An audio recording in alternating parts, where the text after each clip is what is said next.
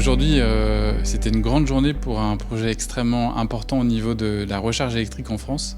puisque tout un ensemble d'acteurs de différents niveaux, acteurs industriels, acteurs de recherche et d'innovation, et aussi représentants des citoyens, se sont réunis pour lancer un grand projet de bornes de recharge nouvelle génération. Il y a de plus en plus de véhicules électriques qui sont vendus, qui circulent, mais il y a toujours un sujet extrêmement important autour des bornes de recharge. Et c'est tous ensemble, territoires, industriels et usagers, que nous allons adresser les problématiques concrètes, opérationnelles des bornes de recharge. Il est important de synthétiser et de rassembler dans une même vision, un même point de vue,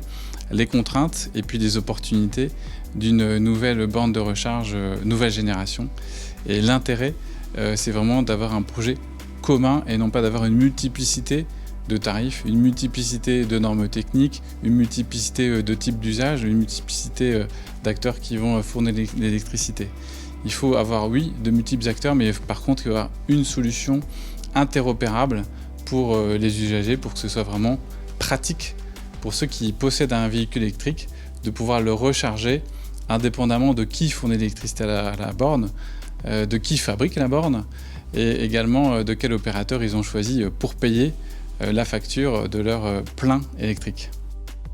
Très concrètement, vous avez une norme qui s'appelle la norme 1518 et l'enjeu, c'est vraiment de tirer maximum bénéfice de cette norme 1518, notamment en fait avec deux bénéfices opérationnels concrets, qui est le plug and charge facilité pour l'utilisateur, donc il arrive avec son véhicule et la borne reconnaît automatiquement le véhicule électrique, le prestataire de service auquel l'usager a pris un contrat pour sa recharge électrique. Donc ça, c'est le plug and charge. Et vous avez un deuxième bénéfice qu'apporte la norme 1518, qui est la charge bidirectionnelle. Alors derrière ce mot un petit peu compliqué, c'est la borne peut charger le véhicule, ça c'est ce qu'on attend en tant que service, mais aussi si le véhicule est bien chargé, il peut aussi délester le réseau ou envoyer de l'électricité de sa batterie pleine vers le réseau si le réseau électrique a besoin d'électricité. Donc c'est ça le sens bidirectionnel, où le véhicule électrique est intégré dans l'équilibrage général du réseau électrique. Donc ces résultats-là, le smart charging, la charge bidirectionnelle, ce sera opérationnel d'ici 36 mois. Il y a des étapes intermédiaires et notamment une étape importante